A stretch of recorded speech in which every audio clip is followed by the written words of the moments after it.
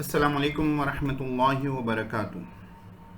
अज़ीज़ तलबा, पॉलिनोमियल्स के important questions जो क्लास 10th में आते हैं उनको हम देखेंगे। तो आज हम देखेंगे ज़ीरोस ऑफ द पॉलिनोमियल। ये इम्पॉर्टेंट टॉपिक है, लॉन्ग आंसर में इसमें से क्वेश्चन आ सकता है, लॉजिक उसकी इम्पॉर्टेंट है। तो आज हम उसके चंद प्रॉब्लम्स देखेंगे, चंद प्रॉब्लम्स आप ट्राई करें। तो चलिए हम क्वेश्चन पर चलते हैं। Find the zeros of the polynomial. Polynomial के जीरोस मालूम करना है। तो पॉलिनोमियल आपको दे दिया p of x is equal to x square plus 5x plus 6। P of x is equal to x square plus 5x plus 6।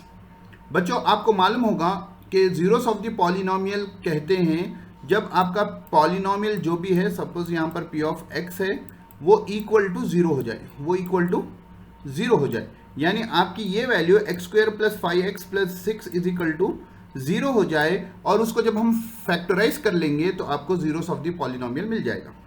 चलें देखते हैं। तो to find zeros of the polynomial आप क्या करेंगे, let p of x is equal to zero, यानी ये जो आपका पॉलिनोमियल एक्स का पॉलिनोमियल है वो जीरो हो जाए। तो हमारे पास एक्स का पॉलिनोमियल क्या है, x square plus 5x plus 6।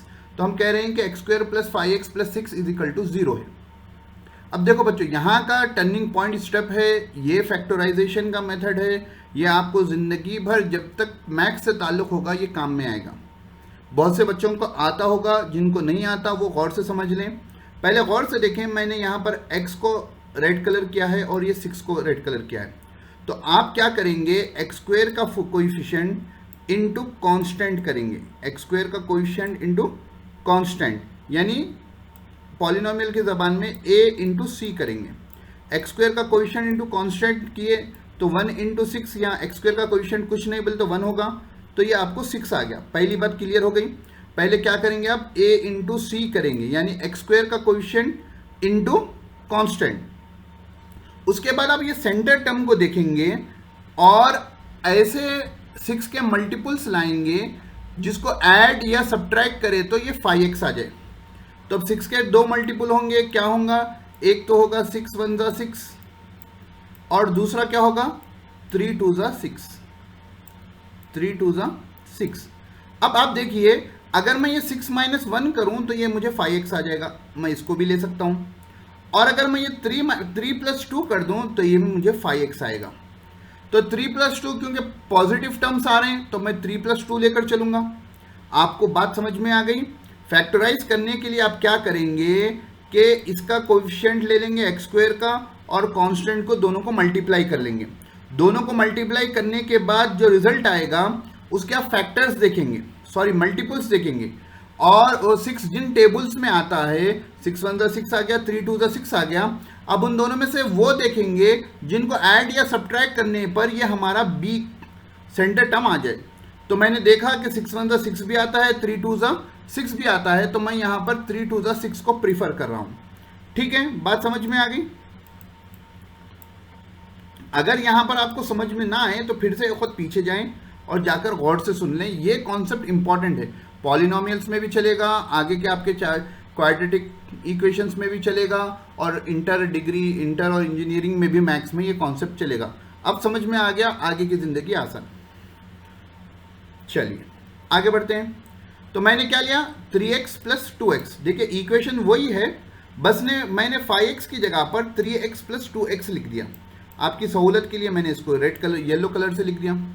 अब देखो, उसके बाद जो फैक्टराइजेशन में हमारा स्टेप होता है, अब हमको देखना है कि इन दोनों में से क्या कॉमन ले सकते हैं, इन दोनों में से क्या कॉमन ले सकते हैं। तो मैं देखा कि जो है कि यहाँ पर भी x है। एक सेकंड में थोड़ा इरेज कर देता हूँ।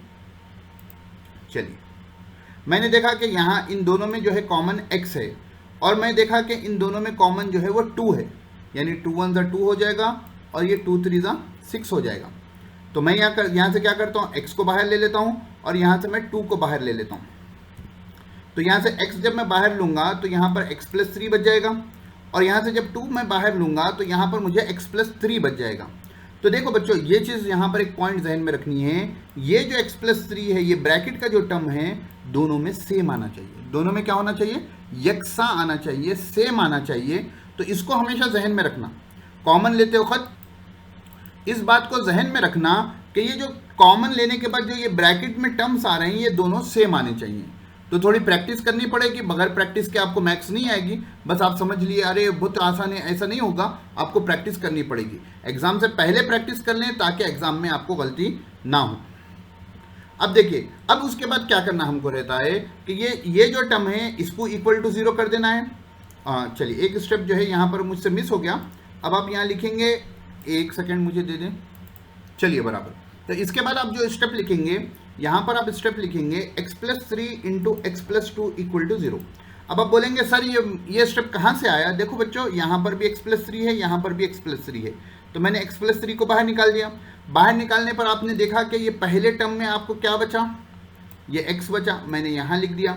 और दूसरे टर्म में आपको क्या बचा, ये 2 बचा, मैंने यहाँ पर लिख दिया। दोनों के बीच में साइन प्लस की है, इसलिए मैंने प्लस की साइन डाली। तो x+3 into x+2 equal to 0। अब क्या होगा, जब भी ऐसा पैटर्न होगा ये भी इक्वल टू 0 होगा और ये भी इक्वल टू 0 होगा। तो ये हो गया x+3 इक्वल टू 0 और ये हो गया x+2 इक्वल टू 0। अब ये 3 को उधर भेज दो तो x इक्वल टू -3 हो गया और x इक्वल टू -2 हो गया। तो आप आखिरी में आंसर लिखेंगे the zeros of the polynomials are -3, -2, -3, -2। The zeros of the polynomial are -3, -2। उम्मीद है आपको बात समझ में आ गई होगी। यहाँ एक बात हमेशा जहन में रखना, पॉलिनोमियल अगर उसका पावर 2 है तो उस पॉलिनोमियल के जो है जीरोस इन किस्म के आ सकते हैं, या तो 2 आएंगे, या तो 1 आएगा, या 0 आएगा। तो कहीं पर अगर इक्वल टू 0 वैल्यू नहीं आई तो समझ जाना कि उस पॉलिनोमियल का कोई भी 0 नहीं है। और अगर 1 वैल्यू आई तो भी वो भी हो सकता है। और ज़्यादा से ज़्यादा जो पॉलिनोमियल का पावर 2 है उसकी जो है ज़्यादा से ज़्यादा डिग्री 2 है, जिसकी उससे ज़्यादा से ज़्यादा जीरोस 2 हो सकते हैं। और एक बात जहन में रख लीजिए, इजाफी आपको फ़ायदा होगा, पॉलिनोमियल में जो है 0 कब होगा, जब वो x एक्सिस से इंटरसेक्ट करेगा। x एक्सिस से यहाँ पर इंटरसेक्ट हो रहा है, यहाँ पर इंटरसेक्ट हो रहा है, तो इसको 0 ऑफ द पॉलिनोमियल कहेंगे और इसको भी 0 ऑफ द पॉलिनोमियल कहेंगे। अगर आपका ग्राफ कुछ यूं आया और यहाँ पर x एक्सिस से जो है कुछ भी इंटरसेक्शन नहीं है तो इसका 0 ऑफ द पॉलिनोमियल 0 है, यानी एक भी ऐसा पॉइंट नहीं है जहां पर 0 ऑफ द पॉलिनोमियल आपको मिले। तो ये बात हमेशा जहन में रखना, जिसका डिग्री 2 है पॉलिनोमियल का, उसके 3 किस्म के जीरोस आ सकते हैं, या तो एक भी नहीं आएगा, या सिर्फ 1 आएगा, या 2 आएंगे। बात समझ में आ गई? चलिए और एक एग्जाम्पल देखते हैं, उसके बाद आपको 2 क्वेश्चन होमवर्क में देंगे। नेक्स्ट क्वेश्चन है 0 ऑफ द पॉलिनोमियल, ये आपको मालूम करना है, और इक्वेशन है x² - 6x + 9। सॉरी, 0 मालूम करने के लिए आपको क्या करना होगा कि let p of x equal to 0 कहना पड़ेगा। p ऑफ x क्या है, यहाँ पर x² - 6x + 9 है। अब क्या करेंगे बच्चों, अभी मैंने बताया था आपको, इसका coefficient into constant a into c करेंगे, तो यहाँ पर 1 इंटू 9 हो गया। 1 इंटू 9 कितना होता है बच्चों, 9 होता है। अब 9 जो है कैसा आएगा, या तो 9 1 सा 9 आएगा, लेकिन 9 1 सा 9 से आपको 6 नहीं आएगा। और एक आता है 3 3 सा 9।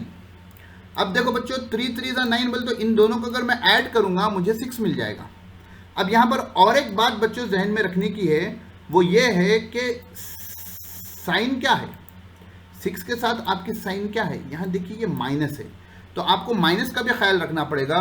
3 + 3 करेंगे तो ये +6 आएगा, और अगर मैं इसको -3 कर दूं, यानी -3 और -3 कर दूं, तो दोनों ऐड होंगे लेकिन साइन माइनस की आएगी।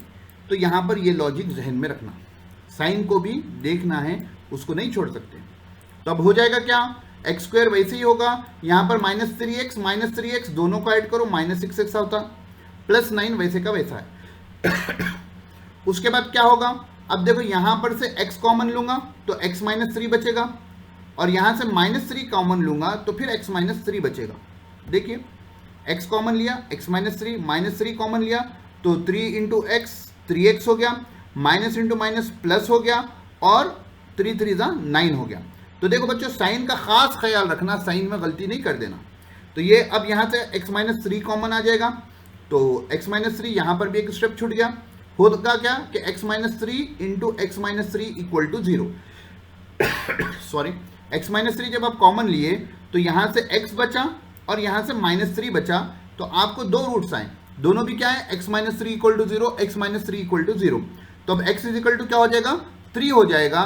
तो मैंने अभी आपको बताया था कि ग्राफ में अगर जो है जिस पॉइंट पर x आपको इंटरसेक्ट करता है x एक्सिस से, ग्राफ में पैराबोला जिस पॉइंट से इंटरसेक्ट करता है x पर, उसको आप जीरो कहते हैं। तो अगर जो है पैराबोला कुछ इस तरीके से एक ही पॉइंट पर इंटरसेक्ट करे पॉलिनोमियल में, तो वो एक पॉइंट जो है आपका जीरो होगा।